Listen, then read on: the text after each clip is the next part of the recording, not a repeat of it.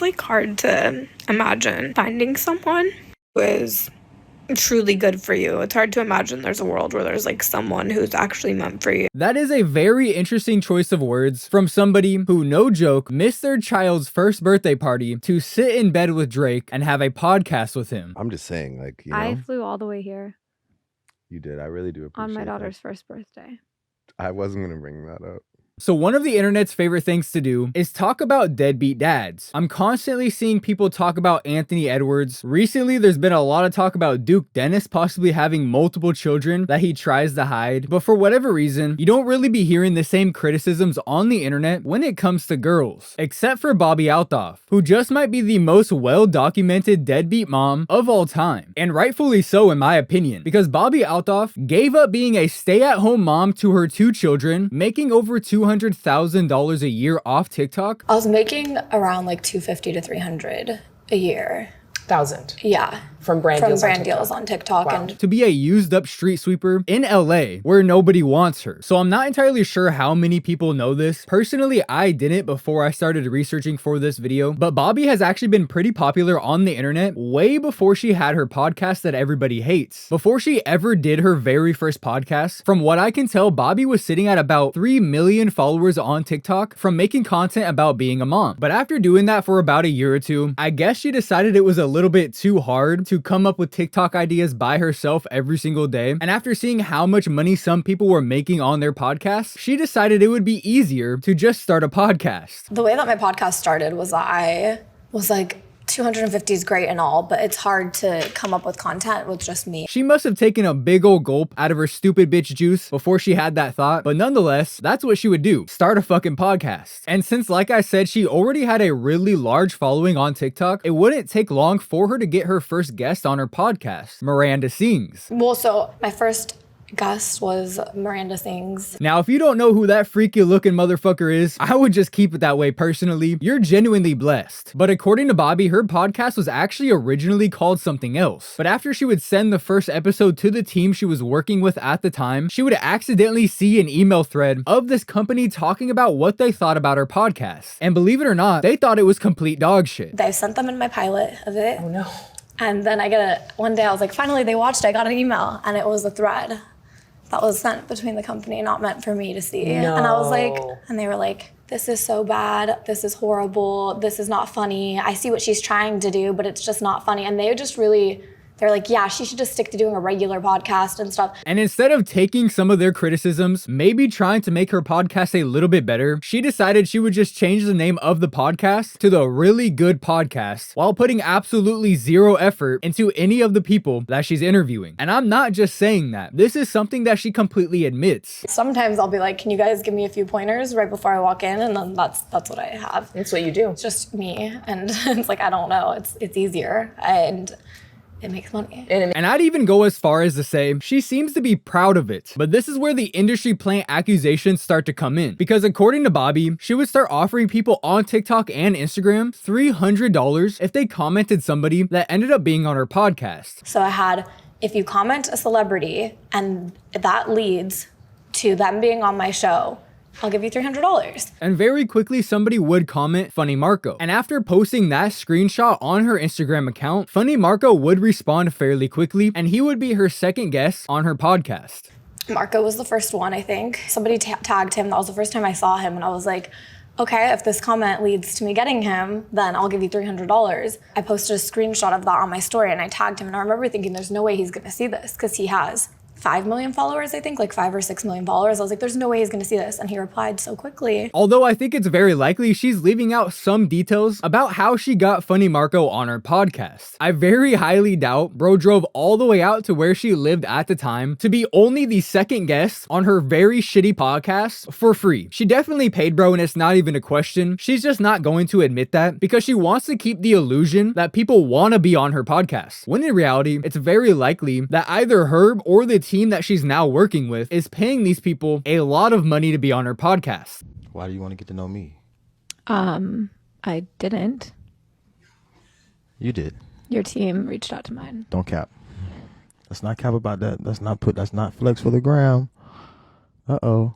And she would basically confirm that when she would claim that Drake saw the clips of her and Funny Marco and reached out to her himself to be on her podcast. From there, I believe that Drake saw the clips of that one. Like, come on, bro. You're fucking lying and we all know it. Drake was not sitting at home randomly coming across clips of fucking Bobbi Althoff and thinking, damn, this is the podcast I need to get on right now. But this is where shit gets weird because Bobbi would drop everything she had going on to fly out to Drake's house to have a podcast with him in his bed under the blankets. And I mean, she dropped everything because not only did she have a husband while sitting in bed with Drake, but she actually skipped one of her kids' first birthday parties to be in bed with Drake. I'm just saying, like, you know, I flew all the way here you did. I really do appreciate on my daughter's that. first birthday. I wasn't gonna bring that up. Mm-hmm. You missed your daughter's first birthday for To this. be here. Dark. What a pathetic excuse of a parent. Thankfully, Drake would give her some honesty really quick and tell her just how terrible of a parent she really is. Regret that you'll never be able to undo. Yeah. Horrible parenting. And you can tell this kind of hurt her feelings because right after that, she would ask Drake where his son is. Where's your son? Somewhere safe, and it's not his birthday. When's his birthday? What does it matter? It ain't today, honey. Don't call me honey. So I came here on my daughter's birthday because I thought I could get some good answers out of you. Like, bitch, how is that fucking relevant right now? How in the hell is that relevant to the fact that you skipped your daughter's first birthday party? And honestly, Drake's response to this was pretty chill. Personally, I would have had to hit her with a 619 just to show her how stupid of a fucking question that was. And honestly, during this entire interview, Bobbi was asking some pretty inappropriate questions for someone who has a husband and 2 kids waiting for them at home. At some point during the interview, Bobbi would ask Drake if she was his type. Am I your type? I'd do it. Thank you. I'd do it. Which is already a weird question to be asking somebody, but super fucking weird when again, you're married. But then when Drake said, I do it in a very unexcited tone, you can see on her face, she genuinely felt some type of way about that. There's you Not got, an it. I know, I just felt like You do it. I asked, am I your type? And you said, I do it. But honestly, Bobbi was acting like this throughout the entire podcast. Right before she asked Drake if she was his type, she would also ask him to say, Bobbi, do you love me? Instead of Kiki, when Drake performs that song next. nah. How about I will come to one of your shows if instead of saying Kiki, do you love me, you'll say Bobbi, do you love me?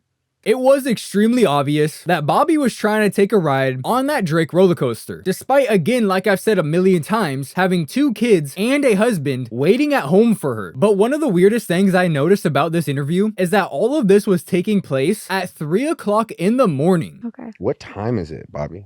This It's is time. insane. Don't do that. I'm just checking. It's I don't know. 3:30 in the morning. This is great. Can I have another drink? Like, what? So let me get this straight. You skip your daughter's first birthday party to fly out to Drake's house, sit with him in bed under the covers at 3 o'clock in the morning for an interview, but the interview mostly consists of really weird questions like, am I your type? Yeah, we can go ahead and chalk it up right here. Bobbi is a hoe faux show. No questions. And unsurprisingly, almost immediately after that interview was published on her YouTube channel, Bobbi's husband would file for divorce. I know bro was probably sitting at home absolutely flabbergasted as to what his wife was saying to Drake during her interview. But this is where things would get really weird because only a month after that interview, Bobbi Althoff would actually post a clip of her standing at Drake's concert with her arms crossed with a really smug look on her face.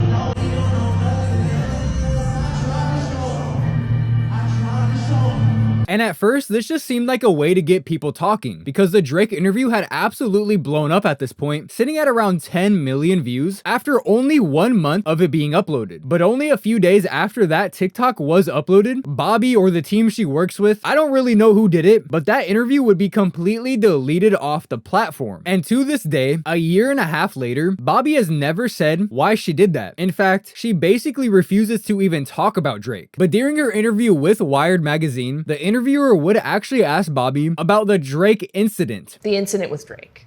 There was like, well, you know. No. Okay. Well, what I know is you did an interview with Drake. You were in bed.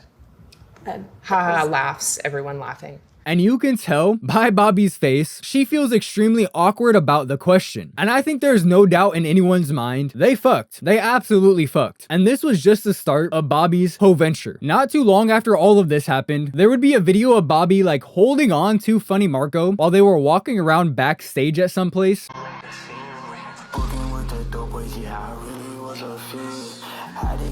Both of them having their arms wrapped all the way around each other, and Bobbi like putting her head on Funny Marco. I'm not entirely sure what's going on here, but it's very obvious what it looks like. And not too long after this, there would start to be rumors going around that Bobbi was actually sleeping with the majority of her guests. Now, I have absolutely no idea if that's true. Obviously, Bobbi's not just gonna come out and be like, hell yeah, I'm fucking all of them, but I can totally see why people think that. And honestly, I kind of think that as well. And Bobbi would actually eventually respond to these rumors. So somebody would actually reply to her story and say, damn, get a divorce, choosing fame over your now ex-husband just to get passed around by different guys weekly. And Bobbi would post this on her Snapchat story and say, I never respond to this comment that I've been getting 1,000,000 times a day for the last year, but I really am sick of seeing it. Anyone who says stuff like this is so fucking ignorant. You don't know why my marriage ended, that we are both so much happier apart than we were together. Now our kids get to see 2 happy parents instead of 0. I have never slept with someone I interviewed. I don't sleep around and I rarely ever go out. But you guys can't fucking believe that a woman can be around men without sleeping with them. It's so frustrating that I can't post a single thing without comments about how I'm being passed around. Go live the lives you deserve and shut the fuck up. And just because you don't see my kids doesn't mean I don't. You see what I allow you to see. I mean shit, for somebody who never goes out, there's a pretty good amount of pictures and videos of you going out, including a video of you getting carried out of the bar drunk as fuck by some dude.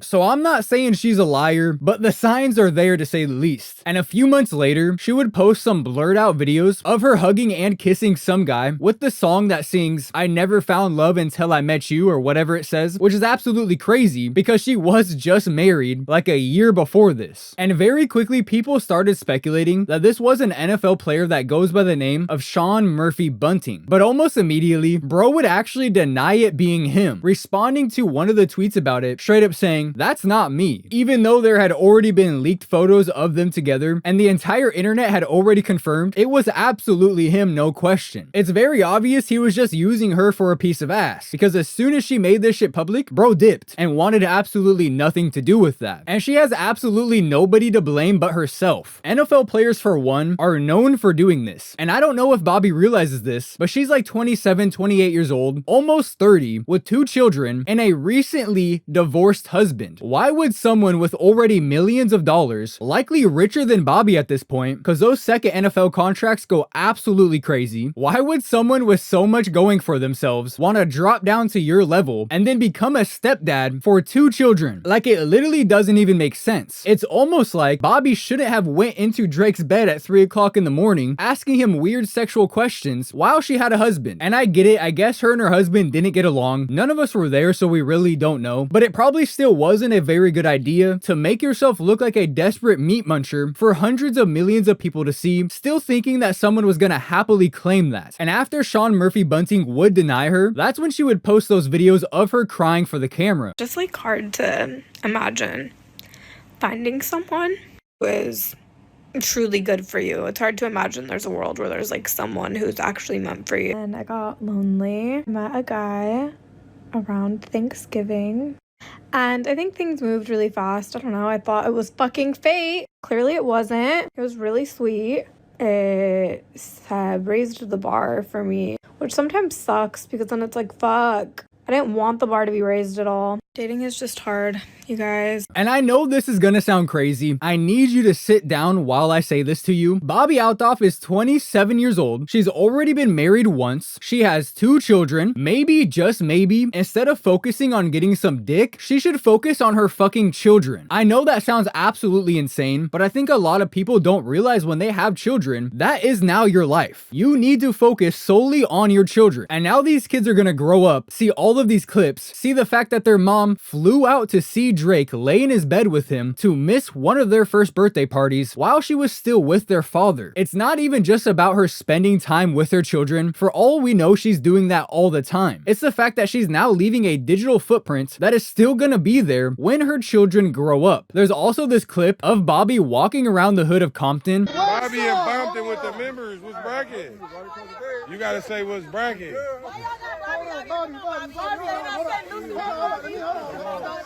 Hey, y'all gonna scare her away, blood.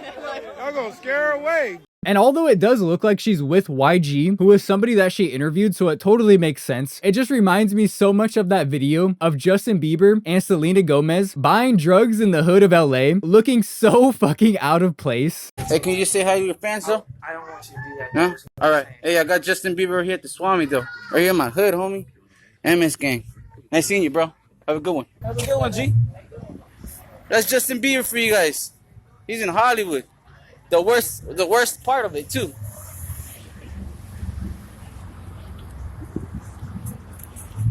That's really Bieber. Hey, Bieber, I fuck with you. Nah, not really, homie, but you famous, nigga.